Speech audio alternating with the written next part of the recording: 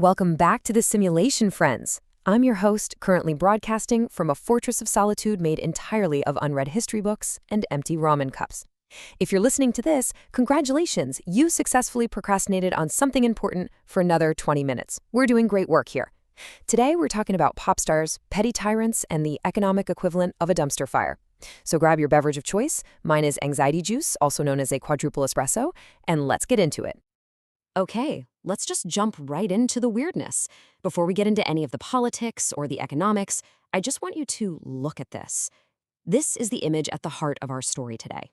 A global superstar, a full production crew, an entire light show, performing for an audience of exactly 0. It's bizarre, it's haunting, and honestly, it is one of the most quietly defiant things I have ever seen.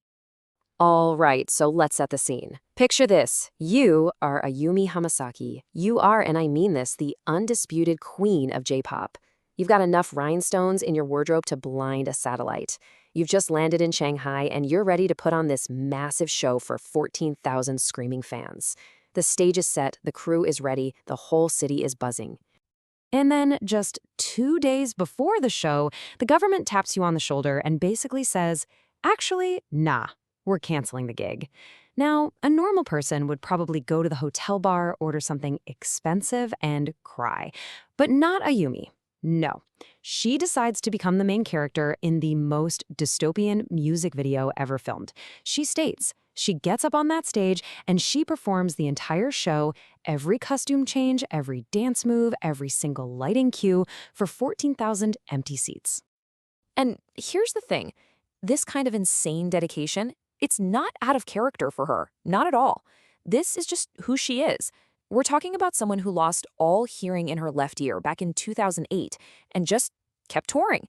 There was another time she performed an entire concert from a wheelchair before going to the hospital for a fracture. Oh, and she did an online show for an empty venue while 7 months pregnant during the pandemic. So yeah, professionalism isn't just a word for her. It's practically her religion. So that brings us to the big question. Why? Why on earth would you cancel a huge international concert at the very last second? Well, this is where we need to put on our nerdy geopolitical spectacles because, and this is a universal rule, folks, it's never just about the pop concert. The official reason they gave was force majeure. Now, that's a fancy legal term that's supposed to mean something unforeseeable, like an earthquake or an alien invasion. But when it comes from a government official 2 days before a show, yeah, it's pretty much just bureaucratese for because we said so. Or more accurately, our politicians are mad at your politicians, so your fun is canceled. And that's exactly what was going on here. The cancellation was part of what they called a firm diplomatic stance against Japan. But let's look under the hood of that stance for a second, shall we? Because there's another universal rule.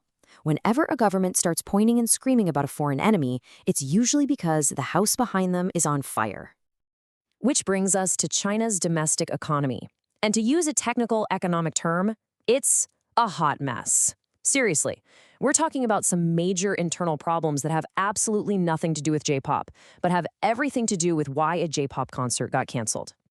Okay, first up, deflation. The consumer price index actually went negative. Now, you might think, hey, cheaper stuff, that sounds great. But in economics, that's a 5-alarm fire. It means people have stopped spending money. Businesses stop investing.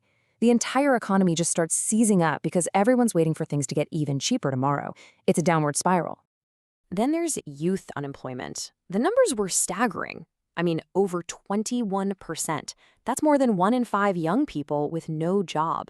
And the official solution to this crisis was, well, it was certainly a choice. They just stopped publishing the data for a while. Which, let's be honest, is the statistical equivalent of a toddler covering their eyes and shouting, "You can't see me!" It doesn't exactly solve the problem, does it? So you put all this together, right? You've got this crushing deflationary pressure, record youth unemployment.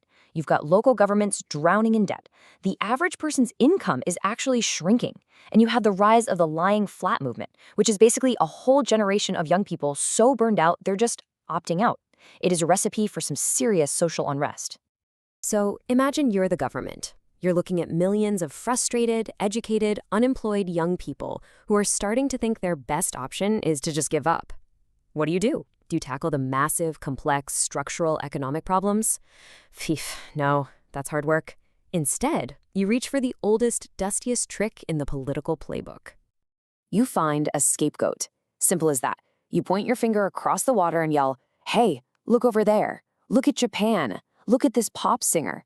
They're the problem. Be mad at them." You redirect all that domestic anger outwards. It's a classic performance of strength designed to distract everyone from the fact that the property market might be about to implode behind the curtain.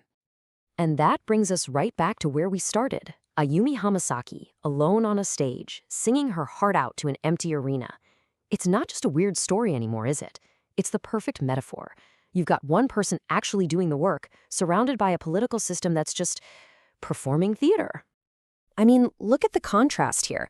On one side, you have Ayumi's concert. That's all about commitment, fulfilling a promise. It's about professionalism, doing the work no matter what. It's an act of quiet, personal dignity. And on the other side, you have the state's response. It's about control, pure and simple. It's about distraction, putting on a show of their own. It's a loud, aggressive show of force to cover up fragility. And the pettiness, the performance of control, it didn't even stop there. After the concert was over, police actually raided a themed cafe in Shanghai where her fans hung out, and they forced the owners to take down every single photo of her. It's like they were trying to erase any evidence that someone had held up a mirror to their whole charade. Hey, you. Yeah, you with the earbuds. Do you like feeling smarter than your coworkers? Do you enjoy the crushing weight of existential dread delivered with a side of sarcasm? Of course you do. Smash that subscribe button. It's the only thing that gives me dopamine anymore. Leave a review, write something nice, or write something mean. I don't care. The algorithm is a hungry beast, and it must be fed. If we get enough 5-star reviews, maybe I can finally afford a soundproof booth that isn't just my closet lined with egg cartons. All right, we're wrapping this up before the black SUVs show up outside my window. A massive, glowing, radioactive shout-out to our producer, the legendary FireflyHaku. He's the one currently trying to scrub the internet of my worst takes. The man works harder than Ayumi's backup dancers in an empty stadium, and that is saying something. And thank you, you beautiful nerds, for tuning in. Remember, reality is negotiable, but gravity is not. Stay safe, stay skeptical, and for the love of God, check your sources.